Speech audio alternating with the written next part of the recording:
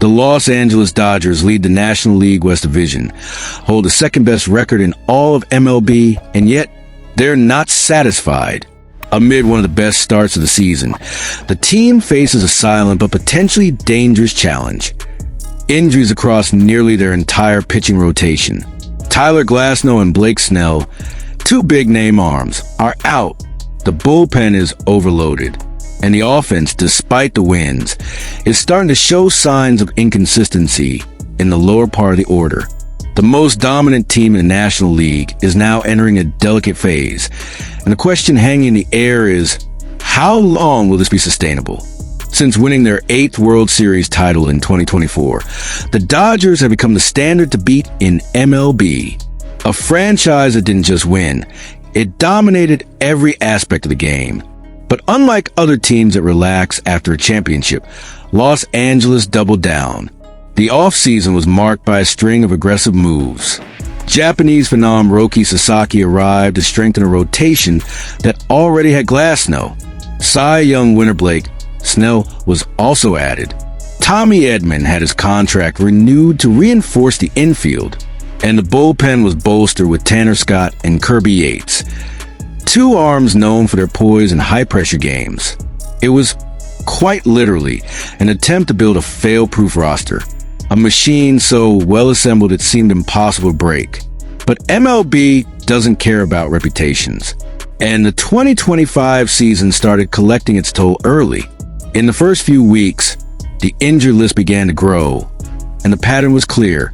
Nearly all of them were pitchers. First came the warning signs. Then, the confirmation that two of the team's top starters, Tyler Glasnow and Blake Snell, would be out indefinitely.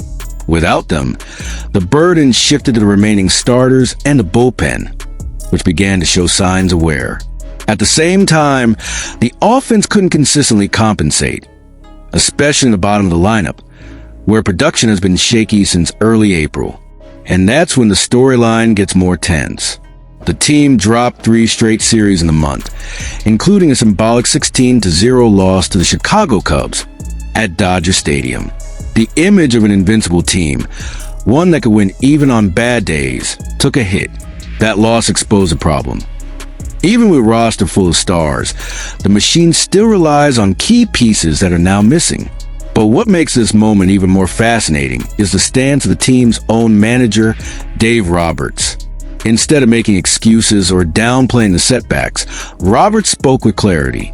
Everything we've gone through, with the inconsistencies in the offense, some hiccups on defense, the injuries, and we're still where we are, I think that's a bad sign for the rest of the league.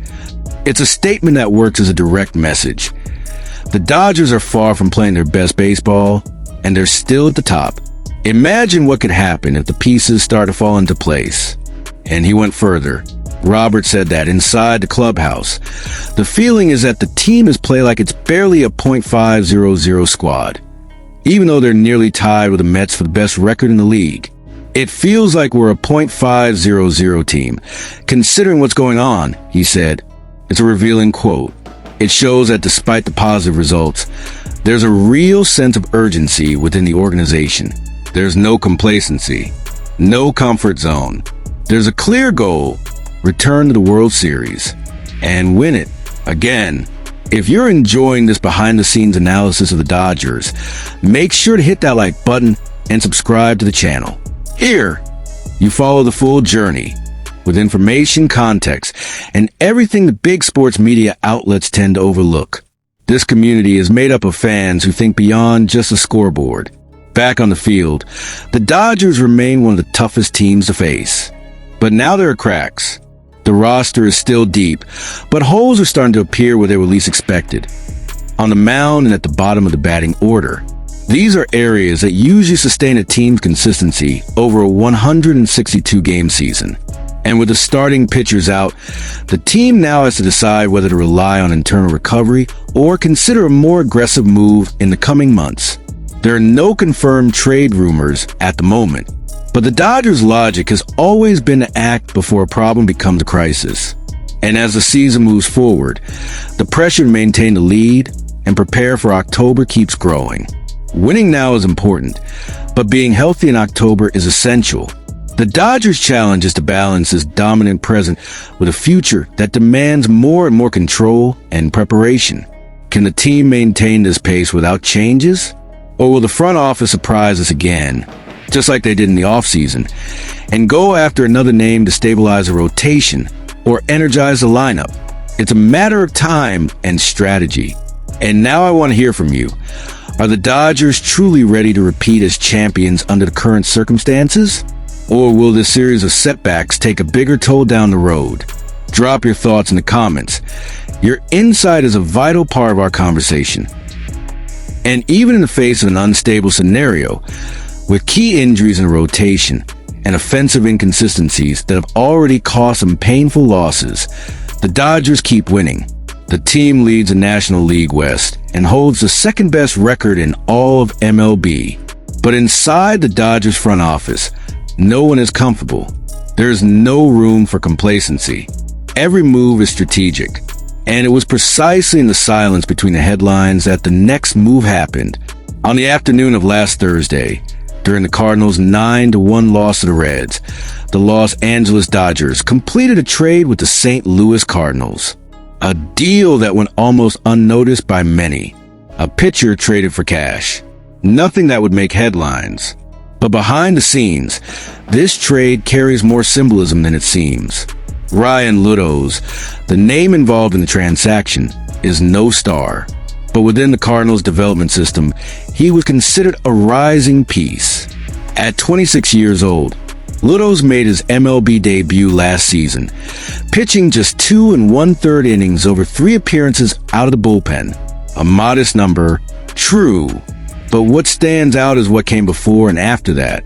In the 2024 season with AAA Memphis, Ludows posted solid numbers: a 3.40 ERA, a 1.43 WHIP, and a .259 opponent batting average over 53 innings. Stats that show consistency, control, and above all, room for growth. What's most curious is that despite that performance, despite clear signs of progress, the Cardinals decided to trade him for mere financial compensation. No prospect in return. No impactful player coming back the other way. Just money. For a franchise that has been pushing to revamp its roster and bet on young talent, the decision seems contradictory, especially because Ludows wasn't dead weight. On the contrary, he was productive, reliable, and technically ready to take the next step. But if the logic behind the deal seems unclear for St. Louis, for the Dodgers, it's crystal clear. It's a classic move by an organization that sees value where others only see average stats. Los Angeles specializes in unearthing talent, investing in technical and psychological development, and most importantly, extracting the most out of players the market considers secondary. They're not chasing headlines. They're chasing depth, consistency, and hidden potential.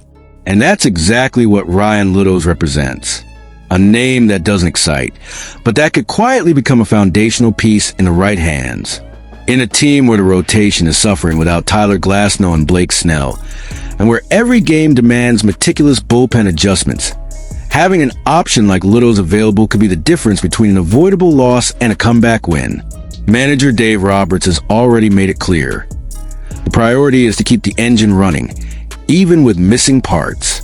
And the truth is, the Dodgers aren't just playing well, they're surviving and winning amid chaos. The roster depth has been tested repeatedly, and the team continues to respond. Ludows' arrival, subtle as it may seem, only reinforces this point. The Dodgers are not waiting for stars to return. They're building, reinforcing, and preparing the roster for when the critical moment of the season arrives. And there's another key factor here: time. With nearly the entire injured list made up of pitchers and the season approaching a crucial stage, the Dodgers can't afford to improvise. They need to be ready. And that means having real alternatives. Players who can be called up from AAA and contribute immediately. Ludows could be that piece. Maybe as a supporting arm in the bullpen. Maybe as an emergency solution. Maybe as one more of those players who, under the cold spotlight of Los Angeles, transforms. And while the Dodgers continue to reinforce, the question lingers: What's happening in St. Louis? Why give up on a young, developing pitcher for cash? The Cardinals franchise seems to be in a reorganization phase, testing pieces, but also making decisions that even their own fans find puzzling. Thomas Saggies, another young talent, was sent back to AAA.